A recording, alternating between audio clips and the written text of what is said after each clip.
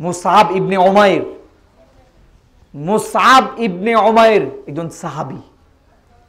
তার মা ছিল অনেক ধনী, অনেক সম্পদশালী। মক্কা থেকে হিজরত করবেন, ইসলাম আনছেন, ধর্মগ্রহণ করেছেন। মা বাবা মুশরিক, বাড়ি থেকে বের করে দিয়েছেন, চলে যা, তোর মতো মুসলমান ছেলে আমার দরকার নাই, চলে যা। বাড়ি থেকে যখন বের হয়ে যাবেন, ওর গায়ে কাপড় ছিল, মা বাবার দেয়া কাপড়। যাওয়ার মুহূর্তে ওই কাপড়টা পর্যন্ত খুলে নিয়েছিল, যিনি সোনার চামচ দিয়ে খেয়েছেন। এত সুন্দর গ্ল্যামার ছিলেন তিনি, মক্কার সুন্দরী নারীরা তার জন্য পাগল ছিল। চলে গেলেন, এই অর্থ সম্পদ, টাকা পয়সা সব কিছু লাথি মেরে চলে গেলেন হিজরত করতে। মদিনায় গেলেন, সেখানে গিয়ে ইসলামের দাওয়াতি কাজ করলেন। মদিনায় সর্বপ্রথম কোরআনের শিক্ষা দেন এই মুসআব ইবনে উমাইর। ইতিহাস খুলে দেখেন, উহুদের যুদ্ধ শুরু হয়েছে। উহুদের যুদ্ধ করতে করতে শহীদ হয়ে গেলেন। খুঁজতে খুঁজতে খুঁজতে খুঁজতে এক পর্যায়ে পাওয়া গেল মুসআব ইবনে উমাইরের লাশ। আল্লাহ রাসূল খবর দেওয়া হলো, ইয়া রাসূলুল্লাহ, মুসআব ইবনে উমাইরের লাশ পেলাম, খবর দেও। রাসূলুল্লাহ, তার যে একটা কাপড় পেয়েছি, এই কাপড় দিয়ে তার দাফন করবে, তার কাফনের কাপড় পরাবে। মাথা ডাকলে পা খুলে যায়, পা ডাকলে মাথা খুলে যায়, ছোট কাপড়। আল্লাহ রাসূল কাঁদতে লাগলেন, কাঁদলেন। আল্লাহ রাসূল বললেন, তোমরা তার মাথাটা ডেকে দাও আর পাটা ইস্কির ঘাস দিয়ে ডেকে দাও। আল্লাহ রাসূল কাঁদতে লাগলেন আর চোখের পানি জর জর করে পড়তে লাগলো। আল্লাহ রাসূল আয়াত পড়লেন, সূরা আহজাবের সম্ভবত 28 নম্বর আয়াত, মিনাল মুমিনিনা রিজালুন সাদাকু মা আহাদুল্লাহ আলাইহি ফামিনহুম মান কাযা নাহবাহু ওয়া মিনহুম মাইয়ানতাজির। মুমিনদের মধ্য থেকে যারা পুরুষ, তাদের মধ্যে কেউ কেউ আল্লাহকে দেওয়া ওয়াদা, এই ওয়াদা পূর্ণ করে দিয়েছে।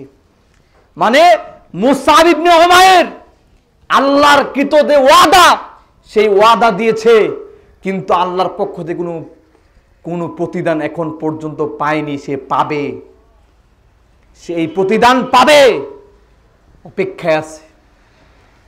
তার অর্থ সম্পদ, টাকা পয়সা, বাড়ি ঘর, তার রূপ লাবণ্য, তার ইহজগৎ দুনিয়া, সব কিছুকে লাথি মেরে আল্লাহ রসুলের ওই দাওয়াত কবুল করে একজন মুসাফির হয়ে, একজন ফকির হয়ে মৃত্যুবরণ করেছেন। মানব দৃষ্টিতে সে ফকির, আল্লাহর দৃষ্টিতেও সে হলো ধনী। মানব জাতির মধ্যে শ্রেষ্ঠ হলে তোমরা। দেখেন, আল্লাহর যত মাখলুক আছে, যত সৃষ্টি আছে, এর মধ্যে সর্বশ্রেষ্ঠ সৃষ্টি কি? মানুষ। ওয়ালাকাদ কাররামনা বানি আদম। সম্মানিত উপস্থিতি, আর মানুষের মধ্যে শ্রেষ্ঠ কারা? রাসূলুল্লাহ সাল্লাল্লাহু আলাইহি ওয়াসাল্লামের হাদিসে বিভিন্ন সময় বিভিন্ন রকম বক্তব্য পাওয়া যায়। রাসূল বলছেন, তোমাদের মধ্যে সেই ব্যক্তি ভালো যে তার স্ত্রীর নিকট ভালো। রাসূল বলছেন, তোমাদের মধ্যে সেই ব্যক্তি উত্তম যে তার প্রতিবেশীর কাছে উত্তম। রাসূল বলেছেন, তোমাদের মধ্যে সেই ব্যক্তি উত্তম যে নিজে কোরআন শিক্ষা করে মানুষকে শিক্ষা দেয়। বলে না এরকম? আর আল্লাহ সুবহানাহু ওয়া তাআলা বলছেন, কুনতুম খায়রা উম্মাহ, তোমরাই শ্রেষ্ঠ, তোমরাই উত্তম, তোমরাই ভিআইপি, তোমরাই সিআইপি আল্লাহর কাছে। মানুষ তোমাকে মর্যাদা দেখ আর না দিক, তোমরা আল্লাহর কাছে ভিআইপি হিসেবে লিপিবদ্ধ থাকবে। কেন? কারণটা কি? এদের শ্রেষ্ঠত্বের কারণটা কি? আলহামদুলিল্লাহ, আলহামদুলিল্লাহি নাহমাদুহু ওয়া নাস্তাঈনুহু ওয়া নাস্তাগফিরুহু ওয়া নু'মিনু বিহি ওয়া নাতাওয়াক্কালু আলাইহি ওয়া নাউযু বিল্লাহি মিন শুরুরি আনফুসিনা ওয়া মিন সাইয়্যাতি আমালিনা। মান ইয়াহদিহিল্লাহু ফালা মুদিল্লা লাহু ওয়া মান ইউদ্লিলহু ফালা হাদিয়া লাহু।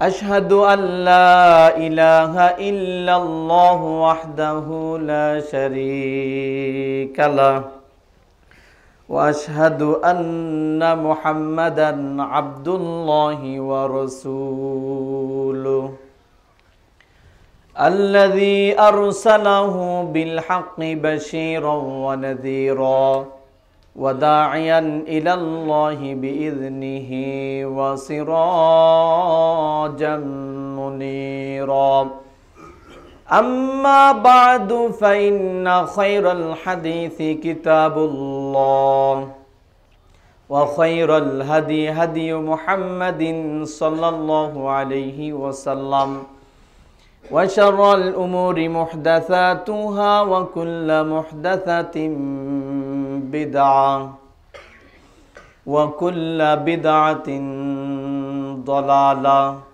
وكل ضلالة في النار أما بعد فقد قال الله تبارك وتعالى في كلامه المجيد وفي فرقانه الحميد أعوذ بالله من الشيطان الرجيم يا أيها الذين آمنوا اتقوا الله حق تقاته ولا تموتن إلا وأنتم مسلمون وقال الله تعالى في سورة النساء بسم الله الرحمن الرحيم يا أيها الناس اتقوا ربكم الذي خلقكم من نفس واحدة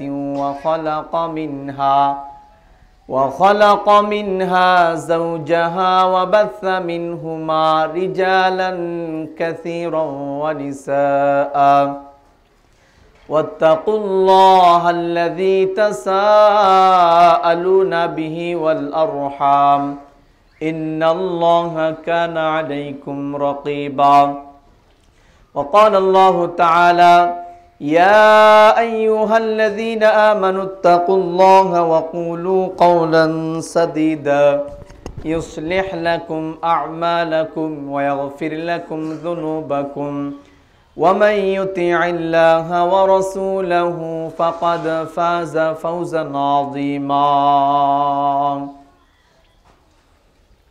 وقال الله تعالى ولو أن أهل القرى آمنوا واتقوا لفتحنا عليهم بركات من السماء والأرض وقال الله تعالى وبشر الذين آمنوا وعملوا الصالحات أن لهم جنات تجري من تحتها الأنهار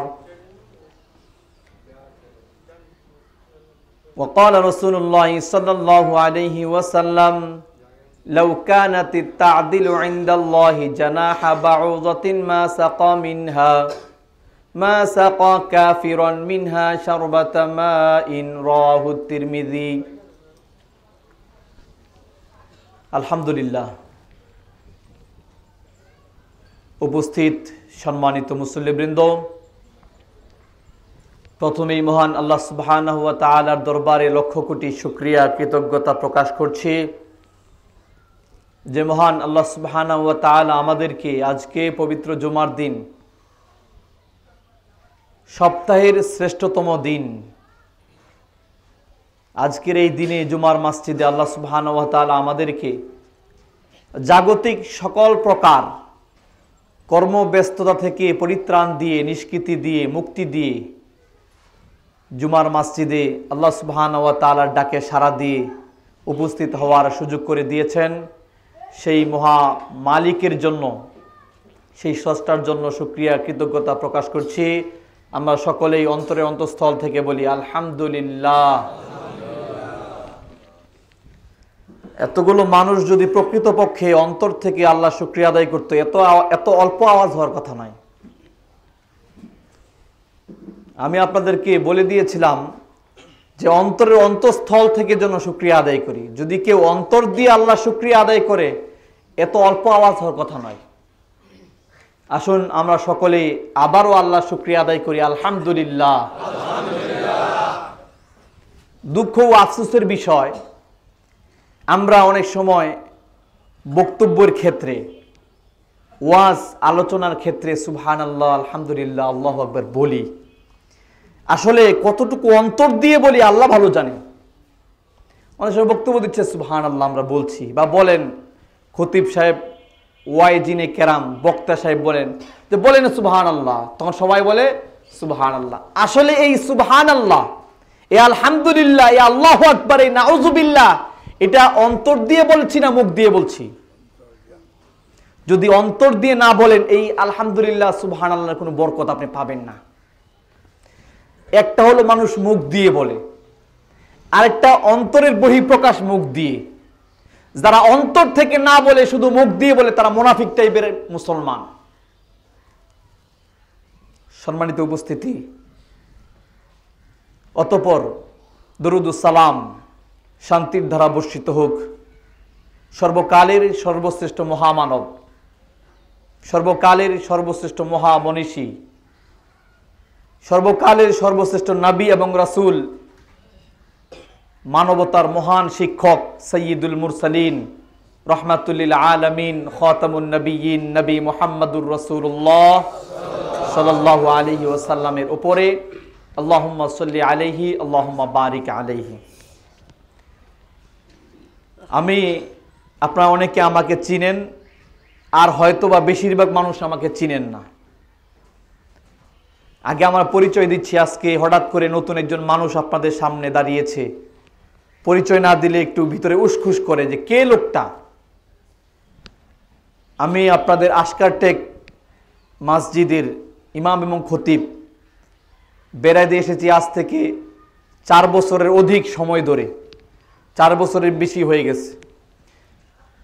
তা আপনাদের এখানে কখনো খুতবা দেওয়া হয় নাই। একদিন নামাজ পড়িয়েছিলাম, হঠাৎ করে দেখি টাইম হয়ে গেছে, নামাজ চলছে, আর আশকারটেক পর্যন্ত যাওয়ার সময় পাইনি, চলে এসেছি। মনির ভাই আলহামদুলিল্লাহ খুব কাছের মানুষ, জোর করে ঠেলে দিলেন সামনে। তো একদিন নামাজ পড়িয়েছিলাম। আর আমার বাড়ি হলো নরসিংদী, পাঁচদোনাতে আমার বাড়ি। আমি পড়ালেখা করেছি যাত্রাবাড়ি মাদ্রাসা থেকে, সেখান থেকে হেফজ শেষ করেছি, ওখানে দাওরা হাদিস সম্পন্ন করেছি। নরসিংদী সরকারি কলেজ থেকে অনার্স শেষ করেছি, মাস্টার চলছে টঙ্গী সরকারি কলেজে। এই হলো আমার সংক্ষিপ্ত পরিচয়। আমি বড় কোনো আলেম, কোনো বড় খতিব, কোনো বড় মানুষ নয়, সাধারণ একজন মানুষ, আপনাদের মতোই, বরঞ্চ আপনাদের চাইতেও খারাপ হতে পারে। সম্মানিত উপস্থিতি, আপনাদের সামনে আমি কোনো নির্দিষ্ট বিষয় ধরে বক্তব্য দিব না, আমি ওখানে ধারাবাহিক বিষয়ভিত্তিক আলোচনা করি। আর আপনাদেরকে আলোচনা করার জন্য আমাকে বিশেষ প্রস্তুতি নিতে হয়েছে, আমাকে পড়াশোনা করতে হয়েছে। কেউ যদি কাউকে দার্স দেয়, বক্তব্য দেয়, সে প্রস্তুতি ছাড়া বক্তব্য দিবে, এটা ঠিক নয়। কারণ মানুষকে একটা মেসেজ দিবে একজন আলেম, আর এই মেসেজ পেয়ে সে এই মেসেজটা তার গোটা জীবনে বাস্তবায়ন করবে। যদি মেসেজটা ভুল হয়, ভুল একটা মেসেজ যায়, তাহলে ওই ব্যক্তিও ক্ষতিগ্রস্ত হবে, আমিও ক্ষতিগ্রস্ত হব। সম্মানিত উপস্থিতি, আজকে আমাদের মসজিদে একজন শায়েখ এসেছেন, ডক্টর আবু বকর জাকারিয়া, আপনারা অনেকে চিনেন। তো আজকে সেই সুবাদে আপনাদের এখানে বক্তব্য দিচ্ছি। আরও 2 জায়গায় 2টা অফার ছিল, কিন্তু আপনাদের এখানে আগে বলে দিয়েছি। আপনার সেই আসন্না মোহাম্মদপুর, সেখানে বড় বড় শায়েখরা খুতবা দেয়, ওখান থেকে বলেছিল, চান্দারটাই থেকে বলেছিল। এক জায়গায় বলছে যে 5,000 টাকা দিবে, কিন্তু যেখানে কথা দিয়েছি এটা হলো ইমানদারিতা। কথা দেওয়ার পরে মুমিন লক্ষ টাকার হিসাব করতে পারে না। সুতরাং মুনাফিকের আলামত এটা। তাই মুনাফিকি থেকে বাঁচার জন্য আজকের এই আলোচনা। আপনাদের প্রতি অনুরোধ থাকবে মনোযোগ দিয়ে আলোচনা শুনবেন। আমি আমার ভূমিকাটা একটু বড় করেছি, দুঃখিত। সম্মানিত উপস্থিতি, আল্লাহ রাব্বুল আলামিন সূরা আরফের 98 নম্বর আয়াত আল্লাহ বলছেন, ওয়ালাউ আন্না আহলাল কুরা আমানু ওয়াত্তাকাউ লাফাতাহনা আলাইহিম বারাকাতিম মিনাস সামা। এই আয়াতটি বলার আগে আপনাদের সামনে আরেকটি আয়াত তেলাওয়াত করতে চাই। রাসূলুল্লাহ সাল্লাল্লাহু আলাইহি ওয়াসাল্লাম, আল্লাহ রাব্বুল আলামিন বলছেন সূরা আল ইমরানে, কুনতুম খায়রা উম্মাহ উখরিজাত লিন-নাস তা'মুরুনা বিল মা'রুফ ওয়া তানহাউনা আনিল মুনকার ওয়া তু'মিনুনা বিল্লাহ। আল্লাহ এই আয়াতে বলছেন, তোমরা হলে শ্রেষ্ঠ। মানব জাতির মধ্যে শ্রেষ্ঠ হলে তোমরা। দেখেন আল্লাহর যত মাখলুক আছে, যত সৃষ্টি আছে, এর মধ্যে সর্বশ্রেষ্ঠ সৃষ্টি কি? মানুষ। ওয়ালাকাদ কাররামনা বানি আদম। সম্মানিত উপস্থিতি, আর মানুষের মধ্যে শ্রেষ্ঠ কারা? রাসূলুল্লাহ সাল্লাল্লাহু আলাইহি ওয়াসাল্লামের হাদিসে বিভিন্ন সময় বিভিন্ন রকম বক্তব্য পাওয়া যায়। রাসূল বলছেন তোমাদের মধ্যে সেই ব্যক্তি ভালো যে তার স্ত্রীর নিকট ভালো। রাসূল বলছেন তোমাদের মধ্যে সেই ব্যক্তি উত্তম যে তার প্রতিবেশীর কাছে উত্তম। রাসূল বলেছেন তোমাদের মধ্যে সেই ব্যক্তি উত্তম যে নিজে কোরআন শিক্ষা করে মানুষকে শিক্ষা দেয়। বলে না এরকম? আর আল্লাহ সুবহানাহু ওয়া তাআলা বলছেন কুনতুম খায়রা উম্মাহ, তোমরাই শ্রেষ্ঠ, তোমরাই উত্তম, তোমরাই ভিআইপি, তোমরাই সিআইপি আল্লাহর কাছে। মানুষ তোমাকে মর্যাদা দিক আর না দিক, তোমরা আল্লাহর কাছে ভিআইপি হিসেবে লিপিবদ্ধ থাকবে। কেন? কারণটা কি? এদের শ্রেষ্ঠত্বের কারণটা কি? উখরিজাত লিন্নাস, উখরিজাত লিন্নাস, তোমাদেরকে বের করা হয়েছে, তোমাদেরকে আনা হয়েছে মানুষদের কল্যাণের জন্য। গোটা বিশ্বের নেতৃত্ব দিবে তোমরা, গোটা বিশ্বের মানবদের রক্ষণাবেক্ষণ করবে তোমরা, তোমরাই হবে তত্ত্বাবধায়ক। উখরিজাত, তোমাদেরকে বের করা হয়েছে লিন্নাস, মানুষদের জন্য। কেন? তা'মুরুনা বিল মারুফ ওয়া তানহাউনা আনিল মুনকার, মানুষদেরকে তোমরা সৎ কথা বলবে, হকের অর্ডার দিবে। ওয়া তানহাউনা আনিল মুনকার, এবং মানুষদেরকে পাপ কাজে বাধা দিবে। ওয়া তু'মিনুনা বিল্লাহ, এবং আল্লাহর প্রতি বিশ্বাস স্থাপন করবে। যদি এই কাজগুলো তোমরা করতে পারো তাহলে তোমরা হলে পৃথিবীর মধ্যে ভিআইপি। বাংলাদেশের ওই বসুন্ধরা গ্রুপের মালিকের ভিআইপি না তুমি, ওই সালমান এফ রহমানের মতো তুমি ভিআইপি না, কোনো মন্ত্রীর মতো তুমি ভিআইপি না। এই বাংলাদেশের মানুষের কাছে তুমি হয়তো সে ভিআইপি, কিন্তু তুমি হলে আল্লাহ সুবহানাহু ওয়া তাআলার কাছে ভিআইপি, উত্তম, শ্রেষ্ঠ। সম্মানিত উপস্থিতি, আসুন আলোচনার সামনের দিকে যাই। দেখেন এখানে যদি আপনি একটু বিশ্লেষণ করেন, উখরিজাত লিন্নাস, মানুষদের কল্যাণের জন্য বের করা হয়েছে। কাদেরকে বলছে? এখানে যারা মুসলিম, মুসলিমদের মধ্যে যারা প্রকৃত মুমিন, এরাই হলো সে ভিআইপি। সে আলেম হতে পারে, সে সাধারণ একজন মুসল্লি হতে পারে, হতে পারে সে একজন রিক্সা চালক, হতে পারে সে দিনমজুর, হতে পারে সে মেথর, কিন্তু মানুষের দৃষ্টিতে সে সবচেয়ে নিকৃষ্ট থাকলেও আল্লাহর দৃষ্টিতে কুনতুম খায়রা উম্মাহ, তোমরাই হলে উত্তম। সম্মানিত উপস্থিতি, সুতরাং এদেরকে বের করা হয়েছে মানুষের কল্যাণের জন্য। আজকে সারা বিশ্বে, গোটা বিশ্বে 750 কোটি মানুষ, এর মধ্যে নামে মাত্র মুসলিম যারাই হোক, কাজে আর অকাজে কিন্তু মুসলিম, ঘোষণাতে আমি মুসলিম।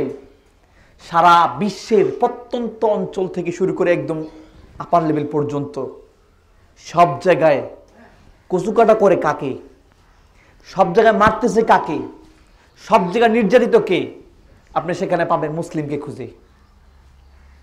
আপনার গত কয়েকদিন আগে একটা ভিডিও ক্লিপস দেখেছি বিবিসির একটা ভিডিও ক্লিপস। বিবিসি নেটওয়ার্কটা সারা বিশ্বে, ঠিক না? নাকি শুধু বাংলাদেশে? সারা বিশ্বে। এই ভিডিও ক্লিপসটা আমি দেখলাম, ফেসবুকে পেয়েছি। ওখানে দেখলাম চীনের জিনজিয়াং একটা প্রদেশ। এই জিনজিয়াং প্রদেশটা হলো দৈর্ঘ্য এবং প্রস্থে ইরানের সমান, বিশাল বড় রাষ্ট্র, একটা প্রদেশ চীনের। ওখানে মুসলিমদের বসবাস, এবং এই দেশটার দিকে তাকিয়েছে আশেপাশে যত পরাশক্তি আছে সবাই তাকিয়ে আছে এই আপনার প্রদেশটার দিকে, সবাই তাকিয়েছে। কারণ এখানে এত পরিমাণ খনিজ সম্পদ আছে যে বহির্বিশ্বে খুব কম দেশেই এই খনিজ সম্পদ আছে। চীন সরকার চিন্তা করলো এদেরকে যদি এখান থেকে সরানো না যায় তাহলে এই খনিজ সম্পদ তারা ভোগ করতে পারবে না। এই জন্য তারা মুসলিমদেরকে ধরে ধরে এখন আপনার বন্দিশালার মধ্যে বন্দি করে রাখছে। বলা হচ্ছে ওই বিবিসির ওই ইয়েতে বলা হচ্ছে বিশ্বের সবচাইতে বড় বন্দি কারাগার হচ্ছে এই চীনের ওই জিনজিয়াং প্রদেশ, যেখানে মুসলমানদেরকে 20 লক্ষের অধিক শুধু একটা কারাগারের মধ্যে। এরকম কত কারাগার গোপনভাবে তৈরি করে রেখেছে আল্লাহ মালুম। এগুলো উপগ্রহ থেকে ছবি তুলে ভিডিও করে এগুলো ধরছে। আজকে সম্মানিত উপস্থিত বলছিলাম এই যে বিবিসির যে রিপোর্টার, তিনি ইন্টারন্যাশনাল মানের রিপোর্টার, তিনি ওখানে যাওয়ার জন্য অনেক চেষ্টা করেছেন। সেখানে বারবার আইন শৃঙ্খলা রক্ষাকারী বাহিনীর মাধ্যমে বাধাগ্রস্ত হয়েছেন, পুলিশ আর্মি সিকিউরিটির মাধ্যমে, তারপরও যেতে পারেন নাই। এত নিরাপত্তা, ভিডিও করতে দিচ্ছে না। ওখানে মুসলমানরা আছে, ফিলিস্তিনে মুসলমানরা আছে, কাশ্মীরে মুসলমানরা আছে, থাইল্যান্ডের পাত্তানিতে মুসলমানরা আছে, আফগানিস্তানে, ইরাক আপনার এগুলো তো আছেই। এগুলো বলতে হয় না। নতুন নতুন আগ্রাসন চালানোর জন্য আরো চেষ্টা করছি। সব জায়গায় কে? মুসলিম। সব জায়গায় আপনি মুসলিম। আল্লাহ বলছেন তোমাদেরকে উত্তম জাতি হিসেবে তৈরি করা হয়েছে, তোমরা মানুষের রক্ষণাবেক্ষণ করবে, তোমরা মানুষের দেখভাল করবে, মানুষের নেতৃত্ব দিবে তোমরা, আর গোটা বিশ্বে মার খায় মুসলিম। কারণটা কি? এর কারণ কি? এখন আসলে একটু কারণ উদ্ঘাটন করি। কারণ হলো আল্লাহ সুবহানাহু ওয়া তাআলা সূরা আলে ইমরানের ওই যে 98 নম্বর আয়াত আমি আপনাদের সামনে তেলাওয়াত করেছিলাম। আল্লাহ বলছেন ওয়ালাউ আন্না আহলাল কুরা আমানু ওয়াত্তাকাউ লাফাতাহনা আলাইহিম বারাকাতিম মিনাস সামা। যদি এই অধিবাসীর লোকেরা আমানু ঈমান আনতো, ওয়াত্তাকাউ তাকওয়া অবলম্বন করত। দুইটা জিনিস, এক ঈমান আনতে হবে, দুই ঈমানের সাথে তাকওয়া অবলম্বন করতে হবে। লাফাতাহনা আলাইহিম বারাকাতিম মিনাস সামাই ওয়াল আরজি, তাহলে এই এলাকার এই অধিবাসীদের জন্য আমি আসমান এবং জমিনের বরকতের সমস্ত দরজাগুলো খুলে দিতাম। সুবহানাল্লাহ। সম্মানিত উপস্থিতি, তাহলে রহমতের দরজা বন্ধ কেন? আমরা ফিলিস্তিনের মুসলমানদেরকে মারা শুরু হয়েছে আজ থেকে অনেক দিন আগে, 1947 থেকে শুরু হয়েছে। 1947 থেকে শুরু হয়েছে। সম্মানিত উপস্থিতি, আজকে 2019 চলছে। কত বছর? 60-এর অধিক, 70। আজকে সারা বিশ্বের মুসলমান এই 60-70 বছর ধরে ফিলিস্তিনের মুসলমানদের জন্য চোখের পানি ছেড়ে ছেড়ে কাঁদছে, তাদের মুক্তির জন্য। কি ঠিক কিনা? কি আপনারা জানেন না? আপনারা দোয়া করেন না তাদের জন্য? কই, তাদের অবস্থার পরিবর্তন কেন হচ্ছে না? কারণটা কি? কেন তাদের অবস্থার এই অবস্থায় চলছে, কেন হয় না? কারণটা কি? যারা তাদের জন্য দোয়া করছে হয় তারা পরিপূর্ণ ঈমানদার না, অথবা যাদের জন্য দোয়া করা হচ্ছে তারা পরিপূর্ণ ঈমানদার না। কারণ আল্লাহ তাআলা বলছেন ওয়ালাউ আন্না আহলাল কুরা আমানু, যদি কোন অধিবাসীরা ঈমান আনে, তাকওয়া অবলম্বন করে, আসমান আর জমিনের বরকতে সব দরজাগুলো খুলে দিতাম। তাহলে সমস্যাটা কোথায়? আমরা যারা দোয়া করছি হয়তো বা আমরা পরিপূর্ণ ঈমানদার নয়।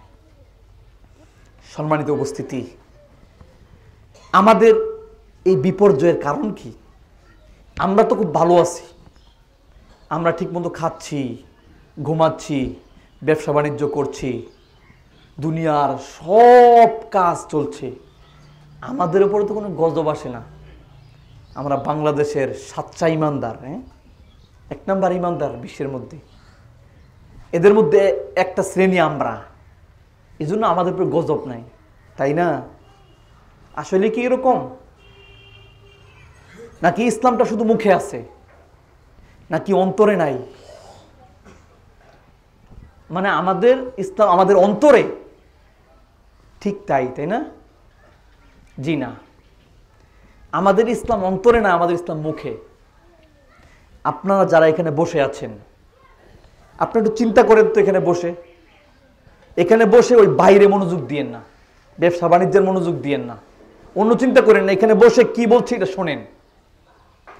এখন বসে চিন্তা করেন ইসলাম আপনার অন্তরে কততম স্থানে আছে। ধরেন একটা মানুষের অন্তরে 4টা লেভেল, 4টা স্তর, 1 2 3 4। আপনি অন্তর থেকে চিন্তা করেন তো ইসলাম আপনার এই বাস্তবিক জীবনে কত নম্বর স্তরে? ফার্স্ট লেভেলে নাকি সেকেন্ড নাকি থার্ড নাকি ফোর্থ? আমাদের কাজকর্ম, আমাদের অভ্যাস, আমাদের চরিত্র, আমাদের আচার ব্যবহার বলছে ইসলাম আমাদের 4র্থ জায়গায়, একদম সবার নিচে। ঠিক কিনা? মানে বোঝা গেল কারো কারো দ্বিমত আছে। তার মানে আপনাদের 1 নম্বর জায়গায়, আলহামদুলিল্লাহ ভালো। যদি ইসলাম আপনার অন্তরে 1 নম্বর স্থান দখল করে থাকে আলহামদুলিল্লাহ। যদি আপনার অন্তরে ইসলাম 2 নম্বর স্থান থাকে, 3 নম্বর থাকে, 4 নম্বর থাকে, তাহলে কিন্তু আপনার বিপদ। কিন্তু আপনার চরিত্রদের কথা ভিন্ন কথা বলছে, আপনার কথা ও কাজ সবিরোধী, একটা আরেকটা বিপরীত অবস্থান। তাহলে বিপরীত অবস্থান কিভাবে? আমাদের দেশে, আমাদের সমাজে, আমাদের মহল্লায় হাজারো লক্ষ লক্ষ ইসলাম বিরোধী কাজ হচ্ছে। আপনি আমি চুপ কেন? আপনার ঘরের সন্তান কেন এত জড়িত? আপনি 5 ওয়াক্ত নামাজি, হাজি গাজী, সামনের কাতারে নামাজ পড়েন, বড় বড় দাড়ি, পাঞ্জাবি জুব্বা, আপনার সন্তানটা এই কাজ করে কেন? আপনি চুপ করে থাকেন কেন? আপনি কেন ওইটাতে জড়িত? সমাজ কল্যাণ সংঘের নামে কেন ইসলাম বিদ্বেষী কাজ হবে? সমাজ কল্যাণ সংঘের নামে কেন ইসলাম বিদ্বেষী কর্মকাণ্ড হবে? আপনারা কি মরে গেছেন? আপনারা কি মারা গেছেন নাকি নাকি মৃত? আল্লাহ তো বলছে কোরআনে যে এরা মৃত মানুষের মতো। যদিও এরা শারীরিকভাবে জীবিত, কিন্তু এরা মরা মানুষের মতো। এরা যেন শোনেও না, না শোনার মতো।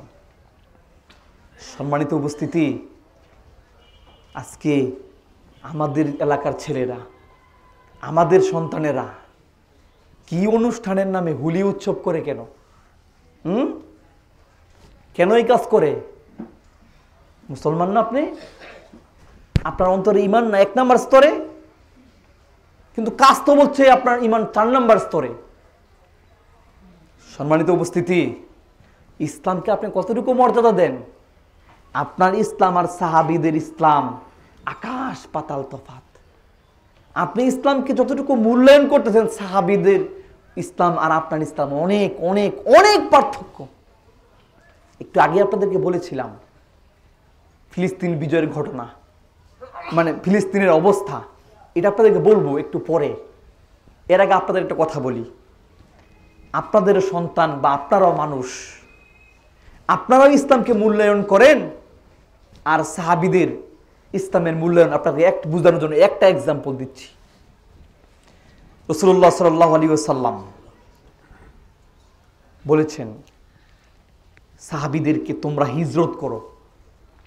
এর মধ্যে একজন সেলিব্রিটি সাহাবী ছিলেন, বিখ্যাত সাহাবী ছিলেন, যিনি সোনার চামচ মুখে দিয়ে বড় হয়েছেন, যার জন্য মেয়েরা পাগল ছিল, যার অর্থ সম্পদের অভাব ছিল না, যে আরবের সবচেয়ে দামি সেন্ট ব্যবহার করত। বলতে পারবেন কে? মুসআব ইবনে উমাইর। মুসআব ইবনে উমাইর একজন সাহাবী। তার মা ছিল অনেক ধনী, অনেক সম্পদশালী। মক্কা থেকে হিজরত করবেন, ইসলাম আনছেন, ধর্মগ্রহণ করেছেন। মা বাবা মুশরিক, বাড়ি থেকে বের করে দিয়েছেন, চলে যা, তোর মতো মুসলমান ছেলে আমার দরকার নাই, চলে যা। বাড়ি থেকে যখন বের হয়ে যাবেন, ওর গায়ে কাপড় ছিল, মা বাবার দেয়া কাপড়। যাওয়ার মুহূর্তে ওই কাপড়টা পর্যন্ত খুলে নিয়েছিল। যিনি সোনার চামচ দিয়ে খেয়েছেন, এত সুন্দর গ্ল্যামার ছিলেন তিনি, মক্কার সুন্দরী নারীরা তার জন্য পাগল ছিল। চলে গেলেন, এই অর্থ সম্পদ, টাকা পয়সা সব কিছু লাথি মেরে চলে গেলেন হিজরত করতে। মদিনায় গেলেন, সেখানে গিয়ে ইসলামের দাওয়াতি কাজ করলেন। মদিনায় সর্বপ্রথম কোরআনের শিক্ষা দেন এই মুসআব ইবনে উমাইর। ইতিহাস খুলে দেখেন। উহুদের যুদ্ধ শুরু হয়েছে। উহুদের যুদ্ধ করতে করতে শহীদ হয়ে গেলেন। খুঁজতে খুঁজতে খুঁজতে খুঁজতে এক পর্যায়ে পাওয়া গেল মুসআব ইবনে উমাইরের লাশ। আল্লাহ রাসূল খবর দেওয়া হলো, ইয়া রাসূলুল্লাহ, মুসআব ইবনে উমাইরের লাশ পেলাম, খবর দেও। রাসূলুল্লাহ, তার যে একটা কাপড় পেয়েছি, এই কাপড় দিয়ে তার দাফন করবে, তার কাফনের কাপড় পরাবে। মাথা ডাকলে পা খুলে যায়, পা ডাকলে মাথা খুলে যায়, ছোট কাপড়। আল্লাহ রাসূল কাঁদতে লাগলেন, কাঁদলেন। আল্লাহ রাসূল বললেন, তোমরা তার মাথাটা ডেকে দাও আর পাটা ইস্কির ঘাস দিয়ে ডেকে দাও। আল্লাহ রাসূল কাঁদতে লাগলেন আর চোখের পানি জর করে পড়তে লাগলো। আল্লাহ রাসূল আয়াত পড়লেন সূরা আহজাবের সম্ভবত 28 নম্বর আয়াত, মিনাল মুমিনিনা রিজালুন সাদাকু মা আহাদুল্লাহ আলাইহি ফামিনহুম মান কাযা নাহবাহু ওয়া মিনহুম মাইয়ানতাজির।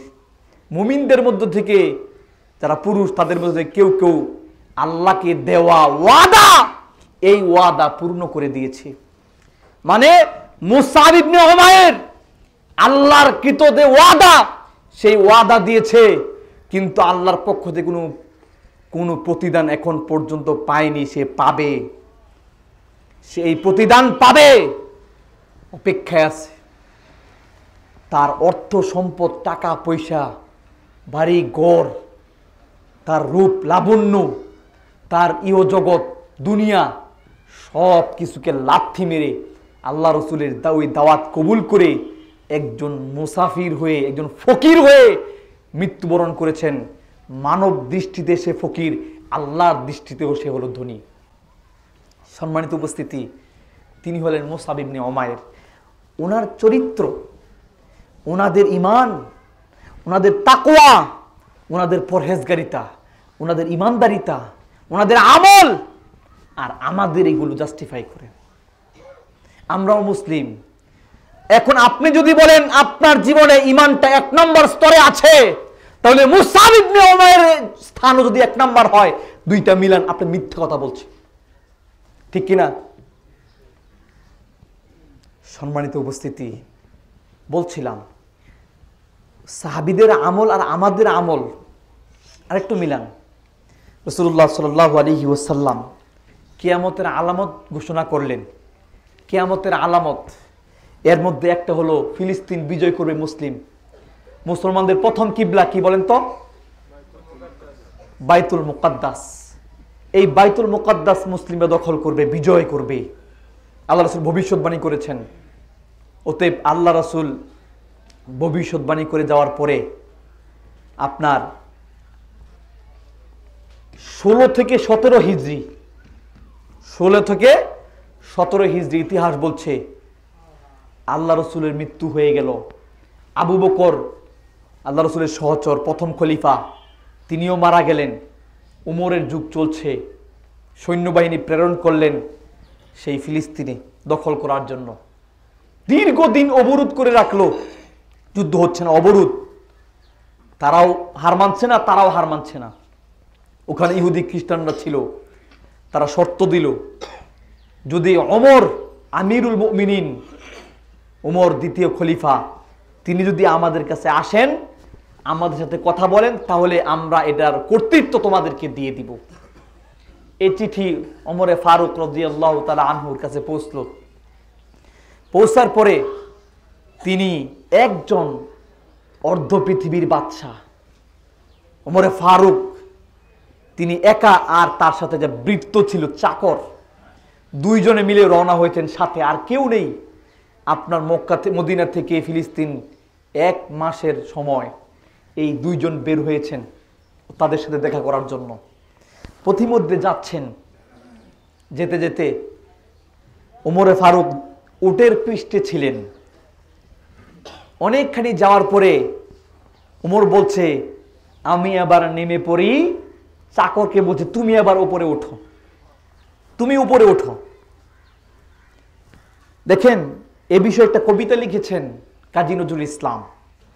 কবিতাটির নাম হলো ওমর ফারুক। এখন ওমর বলছে আমি নেমে পড়ি, তুমি ওঠো। ভৃত্য বলল, কাঁদিয়া কহিল, ওমর কেমনে এ আদেশ করো তুমি?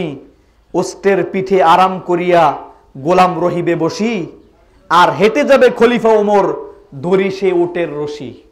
অর্থাৎ অর্ধ পৃথিবীর শাসক তিনি উটের রশি ধরে রাখালের ভূমিকা পালন করবেন, আর এই বৃত্ত চাকর উপরে বসে যাবেন। এ কথার প্রতি উত্তরে এই বৃত্ত এ কথা বলছে। খলিফা হাসিয়া বলিল, ওমরে ফারুক বলল, তুমি জিতে গিয়ে বড় হতে চাও? ভাইরে এমনি ছলে রোজ কিয়ামতে আল্লাহ যেদিন কহিবে, ওমর ওরে করেনি খলিফা মুসলিম যাহা তোর সুখ তরে তারে। কি দিব জবাব, কি করিয়া মুখ দেখাবো রসুলে ভাই? আমি তোমাদের প্রতিনিধি, শুধু মোর অধিকার নাই। আরাম সুখের মানুষ হইয়া নিতে মানুষের সেবা, ইসলাম বলে সকলে সমান, কে বড় ক্ষুদ্র কে বা। বৃত্ত চরিল উটের পৃষ্ঠে, ওমর ধরিল রশি, মানুষের স্বর্গে তুলিয়া ধরিয়া ধুলাই নামিল শশী। সম্মানিত উপস্থিতি, ওমরে ফারুক রাদিয়াল্লাহু তাআলা আনহু এই চাকরকে উপরে তুলে এবার পালা করে কতক্ষণ চাকর টেনে নিয়ে যায়, কতক্ষণ ওমর টেনে নিয়ে যায়, উঠা নামা চলছে। এক পর্যায়ে ফিলিস্তিনের ওই ফটকে দরজায়, সদর দরজায় গিয়ে ঢুকতে যাবেন, ওখানকার লোকেরা ওনাকে সংবর্ধনা সাদর সম্ভাষণ দেওয়ার জন্য অপেক্ষারত। এমতো অবস্থায় এবার পালা হলো ওমর রাদিয়াল্লাহু তাআলা আনহুর। তিনি উটের রশি ধরে যাচ্ছেন, যখন কাছে চলে আসলেন ওই লোকেরা দেখতেছে উটের পৃষ্ঠে একজন ব্যক্তি বসা, তাদের ধারণা এই হলো খলিফা, কিন্তু আসলে কে? চাকর।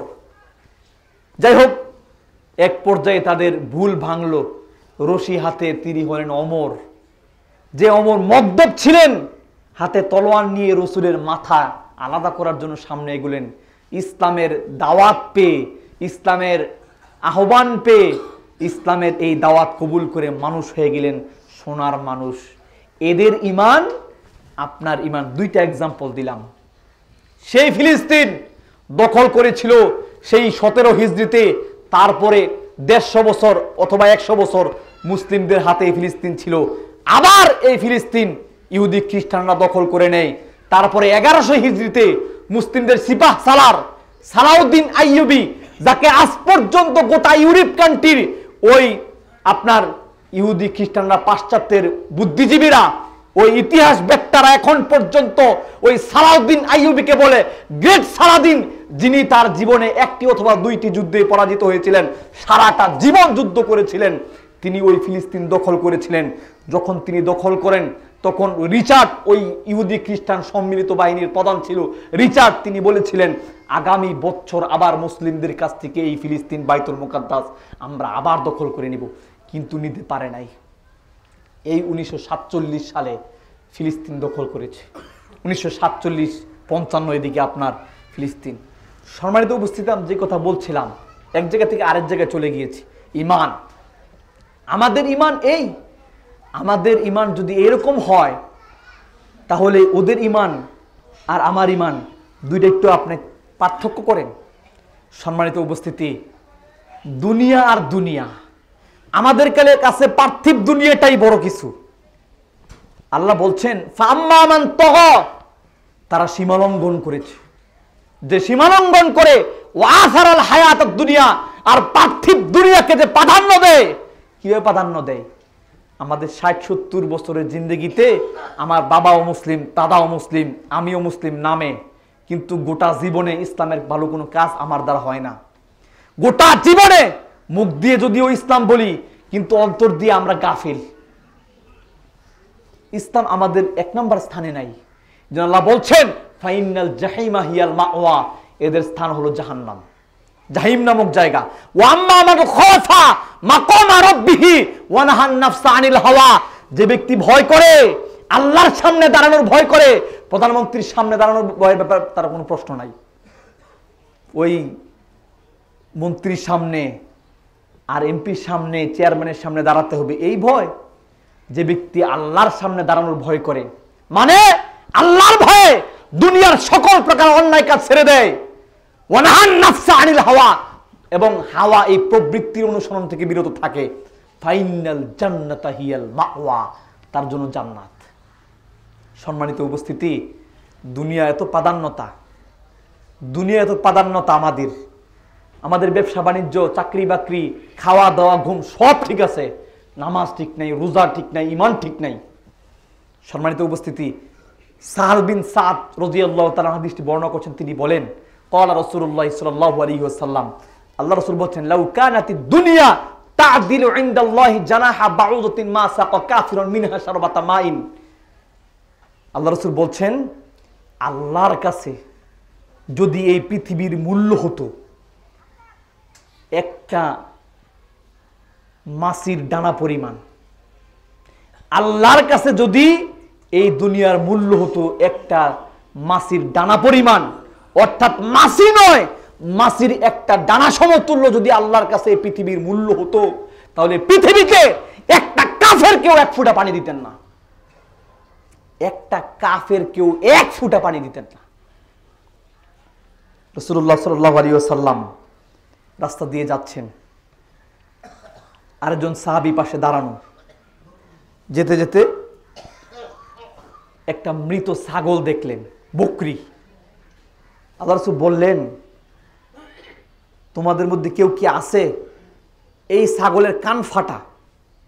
তোমাদের মধ্যে কেউ কি এই মৃত ছাগলটাকে 1 দিরহামের বিনিময়ে কিনবে, 1 টাকার বিনিময়ে? সাহাবারা বলল, ইয়া রাসূলুল্লাহ, না, আমরা কোনো কিছুর বিনিময়ে মৃত কান ফাটা ছাগল কিনবো না, বকরি কিনবো না। আল্লাহ রাসূল, আল্লাহর কসম, এর চাইতে মূল্যহীন আল্লাহর কাছে গোটা পৃথিবী, আল্লাহর কাছে কোনো দাম নাই এর পৃথিবীর। সম্মানিত উপস্থিতি, খেলতামাশা পেয়েছেন? ইমানটা খেলতামাশা নাকি? অর্থ সম্পদ, টাকা পয়সা, বাড়ি গাড়ি, প্লট, ফ্ল্যাট, আপনার জায়গা জমিন, স্বর্ণ রৌপ্য, এগুলো আমাদের কাছে সব। আমরা ইসলামটাকে এখনো বুঝতে পারি নাই, বুঝলে অন্তর দিয়ে আমরা গ্রহণ করতে পারি নাই। সম্মানিত উপস্থিতি, আপনার ইমান যেরকম দরকার, আমলও সেরকম দরকার। শুধু ইমান, মুখে ইমান নিয়ে চলে যাবেন আর আমলের খবর থাকবে না। আল্লাহ বলছেন, ফামান কানা ইয়ারজু লিকা রাব্বিহি ফালইয়ামাল আমালান সলিহা। যে ব্যক্তি আল্লাহর সাক্ষাৎ চায়, আল্লাহর সাক্ষাৎ মানে আল্লাহর সন্তুষ্টি, ফামান কানা ইয়ারজু লিকা রাব্বিহি, যে ব্যক্তি আল্লাহর সন্তুষ্টি কামনা করে, ফালইয়ামাল আমালান সলিহা, সে যেন আমলে সলেহ করে, সৎ কর্ম সম্পাদন করে, সৎ কাজ করে, ইসলামের দৃষ্টিতে যেটি সৎ, যেটি কাজ অরিজিনালি, ওই কাজ করে। ওয়ালা ইউশরিক বিইবাদাতি রাব্বিহি আহাদা, এদের মধ্যে যেন আর সামান্য পরিমাণ শিরিক আল্লাহর সাথে না করে। যদি কেউ আল্লাহর সন্তুষ্টি চায়, আল্লাহর সাক্ষাৎ চায়, তাহলে এই কাজগুলো করতে হবে। আমাদের ছেলেরা এখন আর মুসলিম নাই। এই কাজ যেদিন ঘটলো, আমি কিন্তু একটা বিষয়ের প্রতি ইঙ্গিত দিচ্ছি না, কিন্তু উল্লেখ করছি একটা। পূর্বপাড়ার লোকেরা বড় বড় খতিবদের খুতবা শোনে, বড় বড় খতিবদের, একেবারে নামি দামি এবং বক্তব্য লেকচার সেরকম। তাহলে আমাদের ছেলেরা এরকম কেন? আমি ওদিন রাস্তায় আশকারটেক দিয়ে যাচ্ছিলাম, লেগুনাতে উঠবো, দেখি বক্স বাজাচ্ছে। মনে করেছিলাম হিন্দুদের সম্ভবত কোনো একটা অনুষ্ঠান। যাচ্ছি, সামনে গিয়ে দেখি আপনার রং ছিটাচ্ছে, রং, বিভিন্ন রকমের মিক্সড রং। কিসের? হিন্দুরা বোধহয়। একটা ছেলেকে আমি প্রথমে চিনলাম, কিছুক্ষণ পরে আরেকটা ছেলেকে চিনলাম, দুইজনকে আমি চিনতে পেরেছি। একজন হতাশ থাকে, আমাকে বলছে, হুজুর আমি হতাশ থাকি, চিন্তামগ্ন থাকে, আমাকে একটু জেরে দেন। আমার কাছে দোয়া চেয়েছিল একদিন। আরো কিছু ছেলেকে চিনি, দেখে মাথা নষ্ট হয়ে গেল। 10,000 টাকা রং কিনে দোকান থেকে এই দোকানদারকে বের করে ওর গায়ের মধ্যে রং মেখেছে। সমাজ কল্যাণ সংঘ, ওরা যদি আশকারটেকের হতো, পিটাইতো আমাকে। আমি কাউকে ভয় করে বক্তব্য দিই না, আপনারা জানেন অনেকে। তারা কারা? রাস্তা দিয়ে এক লোক যাচ্ছে রিক্সা দিয়ে, কোথায় যেন যাবে, এই এলাকার লোক না সম্ভব, ওই পাঞ্জাবি গায়ে ওই বেটার লোক শরীরের মধ্যে মারছে। হিন্দু হয়ে গেছস কি কাফের হয়ে গেছস নাকি? মান তাশাব্বাহা বিকওমিন ফাহুয়া মিনহুম, যে হিন্দু খ্রিস্টানদের সাদৃশ্য রাখলো সে তাদের, সে মুশরিকদের অন্তর্ভুক্ত, সে মুশরিক। সুতরাং এই কাজ যারা করেছে তারা অমুসলিম হয়ে গেছে, ঈমান আনতে হবে। দলিল আপনাকে আমি দলিল দিচ্ছি, এখানে দলিল দিচ্ছি। আজকে তাদেরকে নতুন করে লা ইলাহা, আমি একজনকে লা ইলাহা পড়াইছি, কালিমা পড়াইছি, নাম বলবো না, আপনাদের এলাকার ছেলে, কালিমা পড়াইয়া তাকে নতুন করে মুসলমান বানাইছি। এতে যারা শরিক হয়েছে ওদের নতুন করে ঈমান আনতে হবে। দলিল কি? এবার দলিল দিচ্ছে আপনাকে, দেখেন, পারলে ভুল প্রমাণ করেন। সূরা ফুরকান আয়াত নাম্বার 70, 71, 2 আয়াতে বলছেন, এর আগে শিরকের আলোচনা করেছে আল্লাহ, শিরক। তারপর আল্লাহ বলছেন ইল্লা মান তাবা, যে তওবা করে, ওয়া আমানা, তওবা করার পরে ঈমান আনবে, ওয়া আমানা, এবং ঈমান এনেছে, ওয়া আমিলা সলিহা, এবং সৎকর্ম সম্পাদন করেছে, ফাউলাইকা ইউবাদদিলুল্লাহু সাইয়্যাতিহিম হাসানাত, আল্লাহ তাদের পূর্বের সমস্ত পাপকে নেকিতে পরিবর্তন করে দেন। সুবহানাল্লাহ। তারপরের আয়াত 71 নম্বর আয়াত, ওয়ামান তাবা ওয়া আমিলা সলিহা, তারপরে যে তওবা করে এবং আমলে সলেহ করে, ফাইন্নাহু ইয়াতুবু ইলাল্লাহি মাতাবা, সে আল্লাহর দিকে পরিপূর্ণরূপে রুজু হয়েছে, প্রত্যাবর্তন করেছে, আল্লাহ অভিমুখী হয়েছে। এই 2 আয়াতে পরপর তওবার কথা বলা হয়েছে এবং ঈমানের কথা বলা হয়েছে।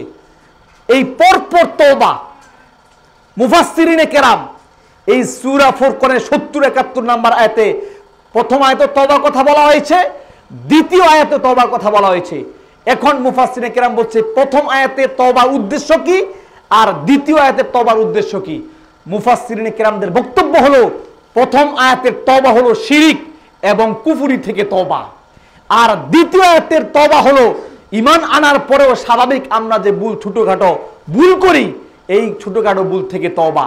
এখন প্রথম আয়াতে বলছে ইল্লা মান তাবা, আগে তওবা করতে হবে, ওয়া আমানা, তারপরে ঈমান আনতে হবে, নতুন করে ঈমান আনতে হবে। মুফাসসিরিনে কেরাম বলছে এখানে শিরক আর কুফরি থেকে তওবা করা এবং ঈমান আনা। সুতরাং এই কাজ যারা করেছে তারা শিরিক করেছে। রাসূলের হাদিস, মান তাশাব্বাহা বিকওমিন ফাহুয়া মিনহুম, হোলি উৎসব মুসলমানদের না। আজকে স্কুল কলেজগুলোতে আপনার ওই র‍্যাগ ডে হয়, র‍্যাগ ডে করতে গিয়ে আপনার রং ছিটানো হয়, বিয়ের অনুষ্ঠানে রং ছিটানো হয়। এরা কিন্তু ইসলামের কাতার থেকে বের হয়ে গেছে। সুতরাং তওবা করতে হবে, নতুন করে কালিমা পাঠ করতে হবে, আশহাদু আল্লা ইলাহা ইল্লাল্লাহ ওয়া আশহাদু আন্না মুহাম্মাদুর রাসূলুল্লাহ পাঠ করে ঈমান এনে সংশোধন হতে হবে। সুতরাং আমরা সমাজ কল্যাণ সংঘ কাজ যেটাই হোক, তাদেরকে বলছি মানুষের ঈমানে আঘাত করার মতো কোনো ধরনের কর্মসূচি তোমরা হাতে নিও না, সাবধান হও। সম্মানিত উপস্থিতি, বলছিলাম আমরা সালাতকেও গুরুত্ব দেই না, ঈমানকেও গুরুত্ব দেই না, আমলকেও গুরুত্ব দেই না। যদি বাঁচতে চান, আল্লাহর কাছে জবাব দিতে চান, মারা যাবেন, এই কথা সকলেই বিশ্বাস করেন। নিজের আপন ভাই মারা গেছে, তাকে বলে আমিও মারা যাব, কিন্তু তার ভিতরে ভয় নাই। ওই 1 দিন 2 দিন মানুষ মারা গেলে নামাজ পড়ে, তারপরে শেষ, আর নাই। এই আমল দিয়ে জান্নাতে যাবেন? আপনি দুনিয়াকে খুব প্রাধান্য দিয়েছেন, আল্লাহর কাছে দুনিয়ার কোনো মূল্য নাই। ইন্নামাল হায়াতুদ দুনিয়া লাইবু ওয়া লাহবু ওয়া জিনা, পার্থিব দুনিয়া শুধু খেল তামাশা, চাকচিক্য এছাড়া আর কিছু নয়। অথচ আমাদের সব দৌড় জাপ, চেষ্টা প্রচেষ্টা, কাজ কর্ম সব হলো দুনিয়া নিয়ে। আমরা হলাম মালিক, এই দুনিয়ার মালিক, এই রাজা, আপনি সম্পদের মালিক। আপনার একটা এক্সাম্পল দিয়ে বক্তব্য শেষ করে দিব। আমার বক্তব্য রাগ করতে পারেন, দুঃখিত, কিচ্ছু করার নাই। সম্মানিত উপস্থিতি, আল্লাহ রাব্বুল আলামিন সূরা হাশরে বলছেন, আপনারা পারেন আয়াতটি, হুয়াল্লাহুল্লাযী লা ইলাহা ইল্লাহু আল মালিক আল কুদ্দুস আসসালাম আল মুমিন, আছে না? আল্লাহ বলছেন তিনি সেই সত্তা যিনি ছাড়া আর কোনো প্রকৃত মাবুদ নাই, আছে? আল্লাহ বলছেন আল মালিক, তিনি হলেন মালিক। তাহলে আপনিও তো মালিক, 1 বিঘা জমির মালিক, 2 বিঘা জমির মালিক, একটা বিল্ডিং এর মালিক, মালিক না? কি মালিক না আপনারা? মালিক তো, লিখিত মালিক, দলিল আছে আপনার। আপনার একটা গাড়ির মালিক আপনি, একটা জমির মালিক আপনি, সম্পদের মালিক আপনি। আপনি কি রকম মালিক? একটা এক্সাম্পল দিই, দেখেন, একটা বাড়ি, একটা বাড়িতে অনেক গাছ থাকে, থাকে না? গাছের মধ্যে কাকে বাসা করে, করে না? কাক কষ্ট করে একটা বাড়ি করেছে ওই নারকেল গাছের মধ্যে। আপনার বাড়ির কোনো এক কোনায় একটা গাছের মধ্যে একটা বাড়ি করেছে। এখন ওই কাক দেয় না কেন? এটা আমার বাড়ি বলে না? এটা চড়ুই পাখি আপনার ঘরের কোনায় এটা বাসা করেছে, এই বাসাতে সে থাকে, অন্য কাউকে জায়গা দেয় না কেন? এটা ওর বাড়ি, ঠিক কিনা?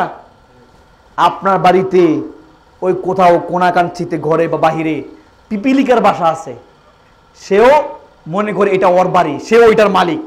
চড়ুই পাখি ওই বাড়ির মালিক, বাবুই পাখি ওই বাড়ির মালিক, কাক ওই বাড়ির মালিক, পিপিলিকাও এর মালিক। আর আপনার এই জায়গার ভিতরে এগুলো বাস করেছে, আপনি বলেন এর ভিতরে যা আছে সব আমার, বলেন না? সুতরাং আপনিও মালিক, ঠিক কিনা? তাহলে সেও মালিক, আপনিও মালিক, এইগুলোর প্রকৃত মালিক আপনি।